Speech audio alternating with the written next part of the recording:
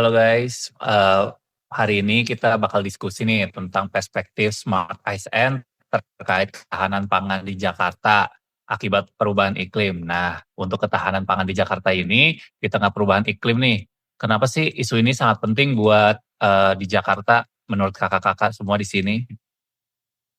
Oke, menurut saya kenapa isu ini penting? Karena seperti kita ketahui kalau Jakarta tuh bukan wilayah agraris. Jadi pasokan sembako di ibu kota itu bergantung dari wilayah lain seperti Bogor dan Cianjur. Jadi kalau dari wilayah tersebut terjadi bencana iklim, jadi supaya Jakarta tuh bisa terganggu dan bisa menyebabkan harga-harga menjadi naik. Betul banget Kak Muti. Jadi ditambah banjir rob dan kenaikan muka air laut mengancam akses ke pasar induk dan gudang logistik kota.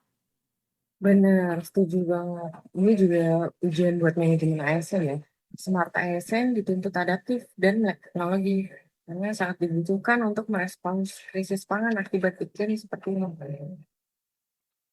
Nah, kalau ditanya akar masalahnya, apa sih yang paling dasar?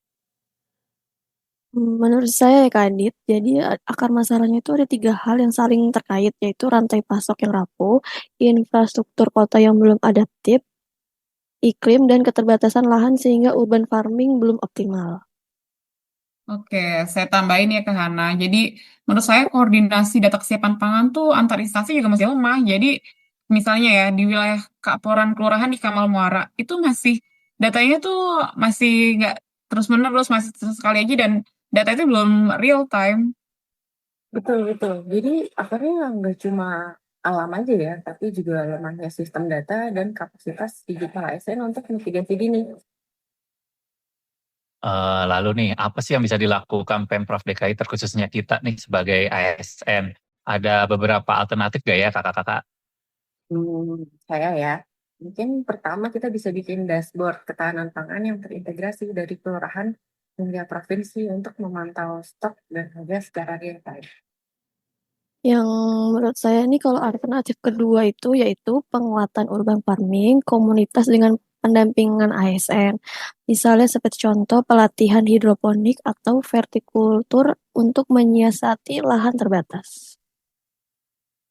Kalau menurut saya nih, yang ketiga itu bisa jadi kita memperkuat kerjasama antar daerah. Jadi jalur pasukan cadangan satu daerah. Jadi ketika ada bencana itu, jadi wilayah lain tuh bisa menjadi cadangan. Jadi ada penyangga yang lebih adaptif lagi. Oke, dari ketiga solusi ini nih, paling pas yang untuk dieksekusi lewat perspektif Smart ASN yang paling realistis dan berdampak cepat tuh yang mana nih kakak-kakak? Kalau menurut saya sih yang pertama ya, karena dia pakainya di dashboard digital. Sedangkan kalau urban farming dan kerjasama antar daerah tuh butuh waktu dan anggaran yang besar. Sedangkan kalau dashboard bisa dibangun ASN sendiri dengan kompetensi digital yang udah jadi tuntutan smart asset.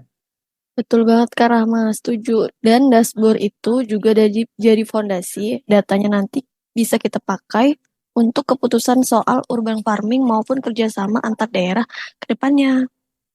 Oke, jadi solusi terpilih dari kami yaitu pengembangan dashboard ketahanan pangan terintegrasi yang didukung dengan pelatihan literasi data bagi aset supaya respons terhadap krisis pangan lebih cepat dan berbasis bukti. Oke, jadi solusi ya yang diusung untuk Pemprov DKI ini yaitu buat dashboard ketahanan pangan ya, yang terintegritas, yang ditopang penguatan literasi data dari ASN. Jadi sewujud nyata Smart ASN ini dalam mengatasi krisis pangan akibat perubahan iklim. Oh, jadi semuanya kasih kakak-kakak pada diskusi hari ini. Sampai berjumpa di diskusi selanjutnya. Bye. Bye, see you!